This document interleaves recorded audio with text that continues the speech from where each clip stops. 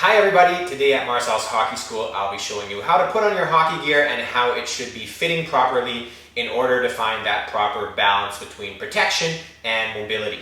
I always say look good, feel good, play good, and if the gear looks good and it feels good when you have it on, you're probably going to feel good on the ice as well, and that's what we want. So let's get started. So I'm in my hockey underwear. To the underwear there's really not much to say, you just have to be comfortable in it. Loose or tight, long or short, thick or thin, cotton, synthetics, whatever suits you the best. Got my jock and my garter belt on.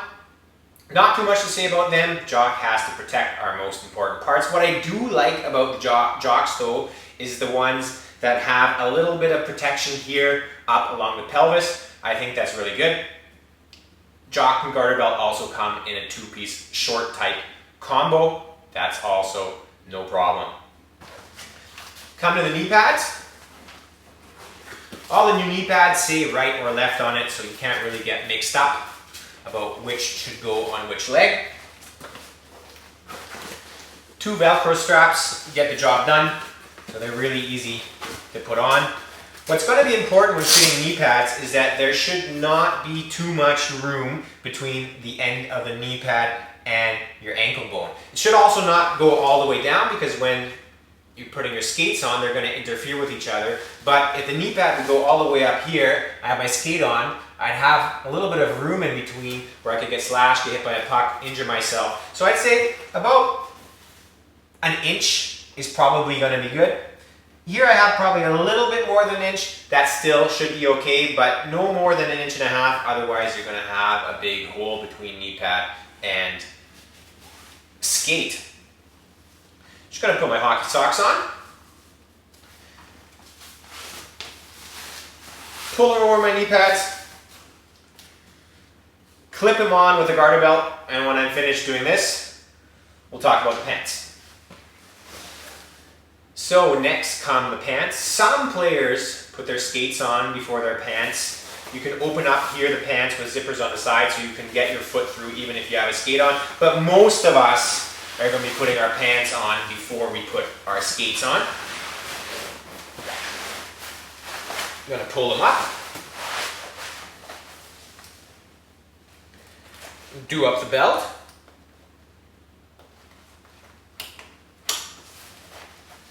So with the pants, you're going to notice automatically if they're too wide or if they're too snug. They should fit relatively tight. You don't want to be moving around too much, but they shouldn't be squeezing your stomach into a tiny ball. Important with the pants is that there's not too much room between your knee pad and the pant. It shouldn't be pulled up here like Steve Urkel, and you'll have a little spot in between where you could get injured. And they shouldn't also be all the way over your knee pad, because when you skate, that's going to hinder your movement. Actually, I thought these pants at first, they fit my waist perfectly, but they were a little bit too short, I thought. But the new pants, I just noticed, they have a zipper here that you can open up and you can get an extra inch of length on the pants, which is what I did. And now the pants sit just above my knee pad, which is perfect. I'm well protected the whole way, and I'll still be able to move really nicely. Come to the skates. I've done a lot of videos on how you should fit your skates, how you should tie your skates, so I'm not going to go into that too deeply here. I'll just post a link to my playlist. For me, what's important though when you're putting your skates on and you have your knee pads on is that when you're just starting out with hockey, or you're not maybe the greatest skater, then I would recommend putting your tongue underneath your knee pad when you finish tying up your skates. I've seen a lot of younger kids nowadays, they've seen it in the pros. Some of the pros have their tongues out like this and their knee pad shoved in. That's totally fine. If you're a really good skater, you play pro hockey, you can pretty much do what you want. But I find younger kids do this, the knee pad gets in the way, their ankle starts moving around because the tongue isn't sitting very nicely against their ankle bone, and you get some skating problems just because they want to look cool. Remember, functionality is always more important than coolness. I'm going to tie my skates, and I'll be right back. So if you find your knee pads shifting around a little bit, you can always tape around your sock I still find the clear sock tape that we always got in North America the best. Here over in Europe, you often get some tape with advertising on it. It does the job. And let's come to the shoulder pads. Slip it over my head. Now I noticed that the new shoulder pads here have a little bit of Velcro in between the shoulder cap and the arm pad that you can adjust the arm length a little bit, which I find is really good. Do them up. Most important point for me when fitting a shoulder pad is that it doesn't slide all over the place around the collarbone.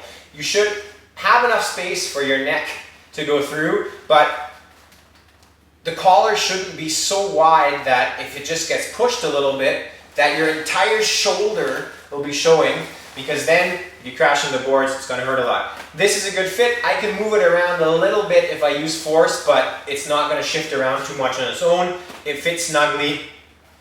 My shoulders are right underneath the shoulder caps. It's perfect. I'm going to stand up. Also important that there's not much room at all between the end of your shoulder pad and the top of your pant. There's always going to be a minimal gap because you do have to be able to move. There are a lot of undershirts that you can now buy for hockey that have a little bit of kidney protection here. I find them really good if you're playing hitting hockey. If there's no hitting, it's not really necessary, but your shoulder pads should be connecting with your pants. Now I just got to put on my elbow pads. Elbow pads at the start might feel a little bit stiff. That's perfectly normal if you find a pair where you have the feeling, okay, I can't move at all in them, and try on a different model. Another important thing with elbow pads is that they should fit nicely together with your shoulder pads. What I mean by that is that there's no gap here between my elbow pad and my shoulder pad. It's also not overlapping big time, because then I won't really be able to move my arm. And like I said, there's no gigantic gap here where I could get a slash. This fits very nicely. Gotta put my jersey on. This was the last jersey of my career. Really nice. Now I'm almost ready to go. Gotta put on my helmet. Almost all helmets nowadays have a little adjustment piece here that you can open up to adjust the length. And some of the newer helmets that I've seen, the newest ones, you can also adjust the width, which is really cool because I find you get a 360-degree fit, which is a great thing. Important with the helmet, it should not be crushing your head.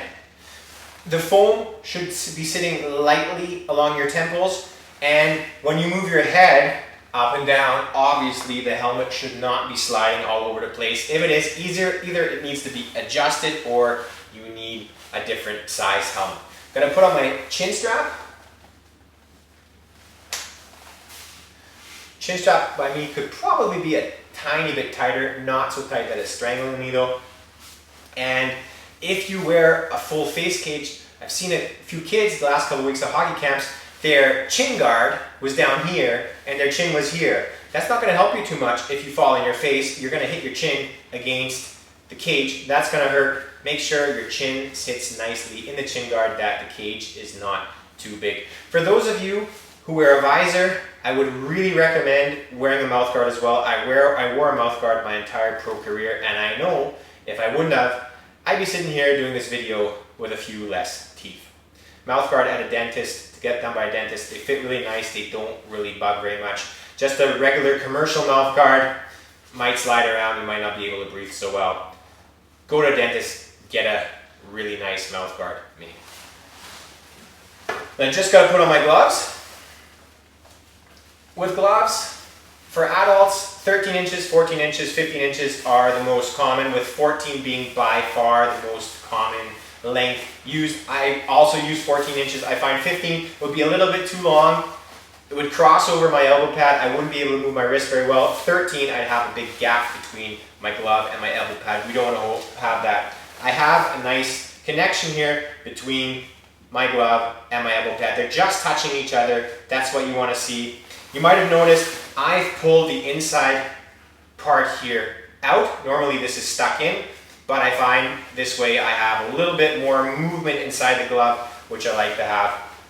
And another thing, if you notice that your gloves at the start a little bit stiff, this is really common. What I do, I push the fingers back and tape them like this and leave them overnight, and in the morning they're good to go. All I need is my stick. I've already done a video on choosing a stick. I'll definitely be doing one on taping your stick and how long it should be, but I'll save that for later. And now I'm ready to go. So I hope you could learn a little bit from this video. Make sure you buy the right size of gear so that you feel good on the ice, and I hope you all have a really great season with no injuries. I'll see you on the ice and see you next time at Marcel's Hockey School.